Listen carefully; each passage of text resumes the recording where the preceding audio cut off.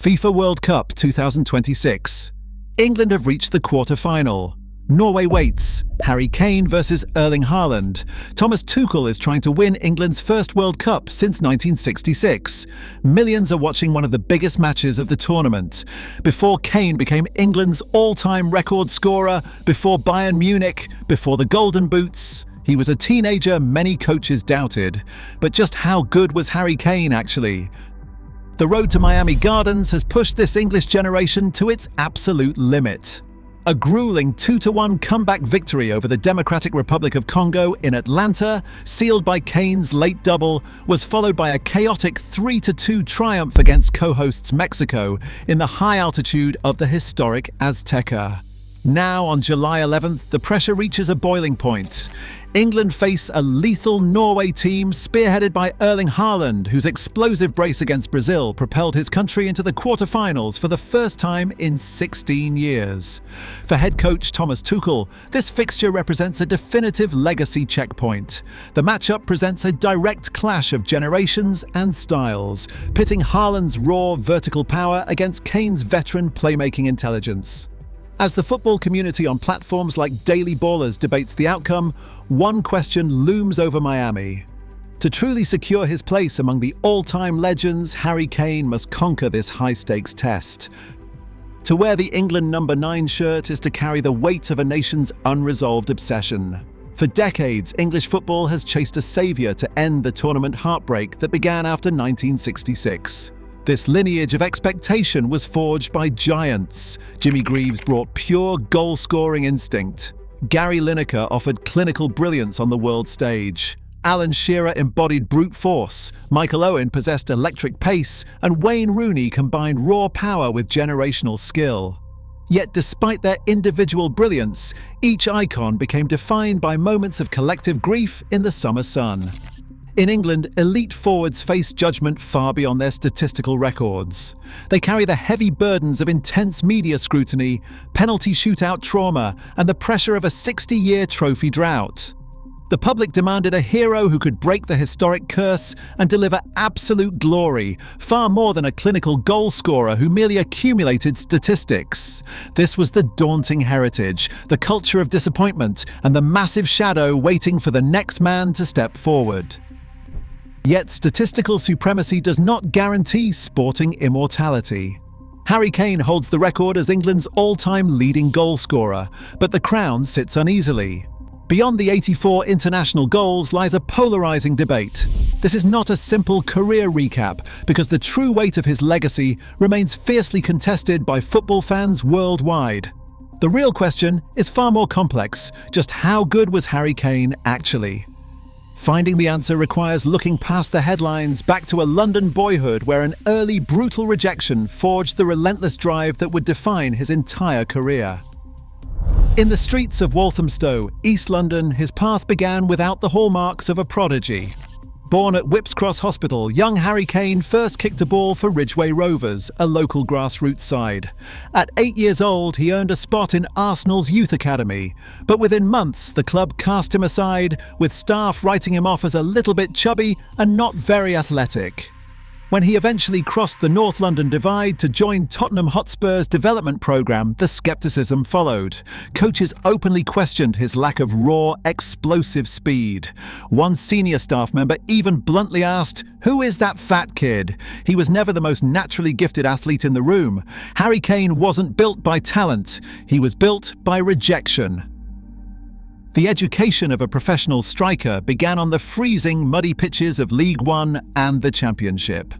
In January 2011, Tottenham sent the 17-year-old to Leyton Orient, where he made his senior debut at Scotland and scored 5 goals in 18 matches. A year later, a move to Millwall forced him to adapt to aggressive, physical defenders, yielding 9 goals in 27 appearances.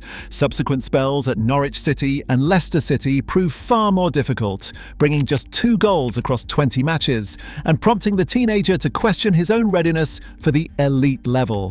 Yet these 65 appearances became his true developmental classroom.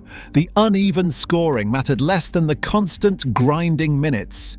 He learned to scan defensive lines, shield the ball under pressure, and find a yard of space through sheer work ethic. The arrival of Mauricio Pochettino in 2014 reshaped the young striker from an academy project into a Premier League force. Pochettino ignored the lingering doubts and repositioned Kane, giving him the freedom to drop between the lines, link play, and trust his instincts in the box. Kane responded by scoring 21 league goals in his breakout campaign, quickly claiming the first of his 4 Premier League Golden Boots. As Tottenham transitioned from historic White Hart Lane to their state-of-the-art stadium, Kane established himself as the club's ultimate talisman, eventually shattering Jimmy Greaves' record to become their all-time top scorer with 277 goals. But his individual rise was amplified by an extraordinary partnership with Son Heung-min. Their connection defied standard tactical templates. Kane's vision and low-drive passing combined with Son's explosive diagonal runs to dissect defences, generating a massive 0.72 expected assists per 90 minutes when paired together. They became the most lethal attacking duo in Premier League history. Kane was no longer fighting for a place on the bench, he was dictating the tempo of English football. The tactical blueprint of Harry Kane relies on a rare fusion of physical power and elite playmaking vision.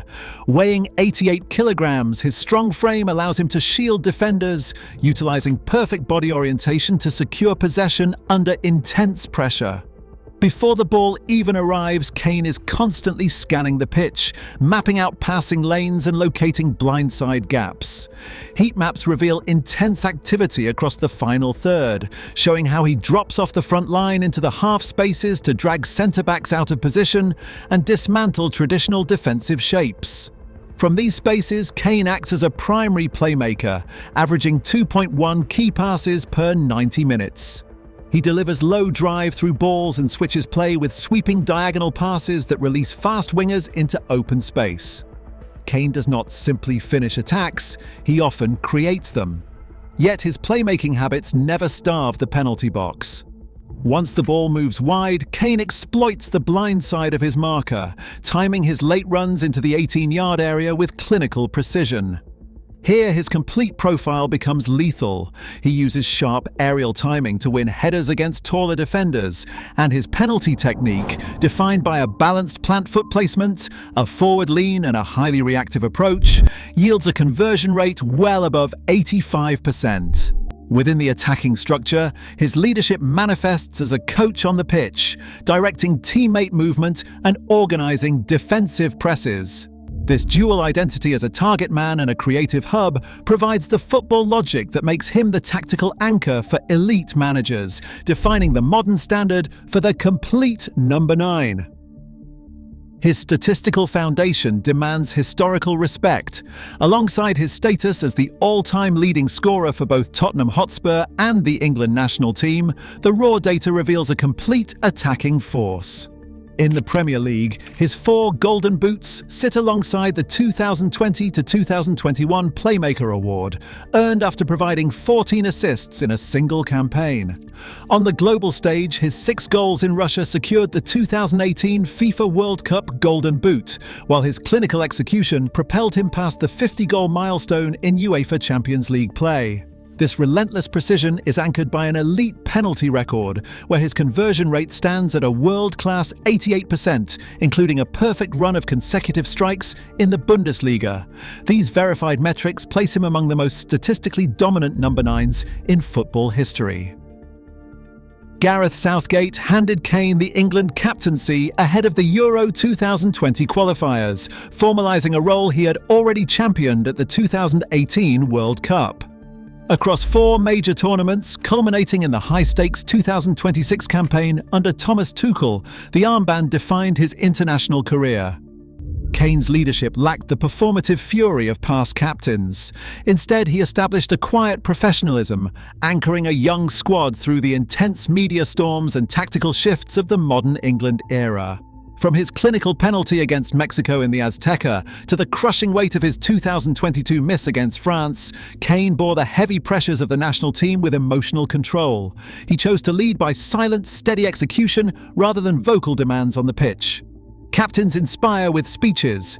Harry Kane inspired with goals. This stoic reliability made him the permanent reference point for his country, carrying the ultimate dream of a generation. But history is often written by the victors, and for all his goal-scoring feats, Kane's career became defined by the cruelest of near misses. With Tottenham, the English title slipped away in back-to-back challenges, first to Leicester City in 2016 and then to Chelsea a year later. The ultimate club heartbreak arrived in Madrid, where a quiet performance in the 2019 Champions League final ended in a devastating 2-0 loss to Liverpool. For his country, the pain ran even deeper. In the 84th minute of the 2022 World Cup quarter-final in Qatar, Kane stepped up against France with England's tournament on the line, only to send his penalty high over the crossbar. It was a single, crushing moment that critics used to define him. The media label of being trophyless grew heavier with each passing season, transforming his loyalty into a trap. Did Harry Kane need to escape North London to finally secure his sporting immortality? In July 2023, Kane chose to answer that question, abandoning his comfort zone and signing with Bayern Munich in an €80 million transfer. He walked away from Tottenham, the Premier League goal-scoring record, and the familiarity of North London to chase the ultimate validation of trophies. In Munich, he confronted the immense pressure of filling the void left by Robert Lewandowski, stepping into a club where second place is considered a failure. Kane adapted instantly. He integrated into German culture, brought veteran leadership to the locker room, and silenced skeptics who doubted his ability outside of England. By the 2025 to 2026 season, he secured his third consecutive Torjägerkanone with 36 league goals, driving Bayern's high-pressing front line under the European spotlight. This move proved that his ambitions stretched far beyond individual statistics. He was willing to risk his legacy in a foreign league to secure his place among the elite. Sometimes greatness requires leaving home. Greatness is measured both on the pitch and in global marketability. While some superstars rely on flash and controversy, Harry Kane has built an international commercial footprint on a different foundation: absolute reliability. Brands like Nike, Allianz and Skechers partner with his reputation as a disciplined family man and a quiet leader. His move to Munich and his position as England captain have expanded this appeal, reportedly driving Bayern shirt sales past 100,000 units early in his tenure. He represents a rare commodity in modern sports, a world-class talent who projects stability and trust. The quarter-final in Miami is a tactical collision between the two defining archetypes of the modern number 9. Erling Haaland is a towering physical force at 194 centimeters and 92 kilograms, an explosive vertical weapon who dominates matches with minimal touches and rapid acceleration to break defensive lines. Harry Kane represents the complete modern alternative. At 88 kilograms, Kane drops into the half spaces, using elite scanning, hold-up play, and passing vision to orchestrate attacks as a false 9. Their matchup is a style contrast rather than a simple argument of who is better. This Miami showdown presents two distinct versions of elite dominance: Haaland's raw, direct efficiency versus Kane's multi-layered influence on the pitch. But comparing Harry Kane to England's legendary strikers requires looking past raw goal tallies. Jimmy Greaves possessed lethal penalty box instinct. Gary Lineker delivered sharp precision in the biggest tournament moments. Alan Shearer brought brute physical dominance. Michael Owen offered explosive, direct speed, and Wayne Rooney provided tenacious, creative longevity. Where Kane separates himself is his ability to bridge these distinct eras. He is not just a finisher, he functions as a creative playmaker while maintaining a superior international scoring rate. The debate is not simply about who scored the most goals, but who offered the most complete package for their country. By every metric of influence, consistency, and leadership, Kane demands a seat at the very head of this historic table. Public debate often distorts his value.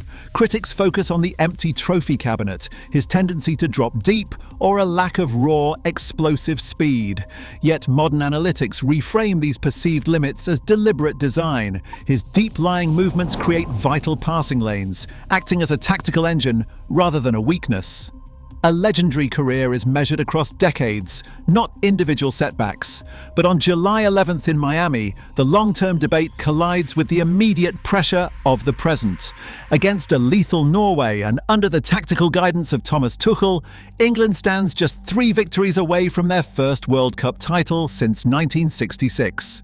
A nation is watching, and the ultimate verdict on Harry Kane's international legacy is about to be decided. Will England's captain write football history one more time? Ultimately, Harry Kane's legacy isn't written in silverware, but in how he redefined the English number 9. He remains the ultimate benchmark for the next generation.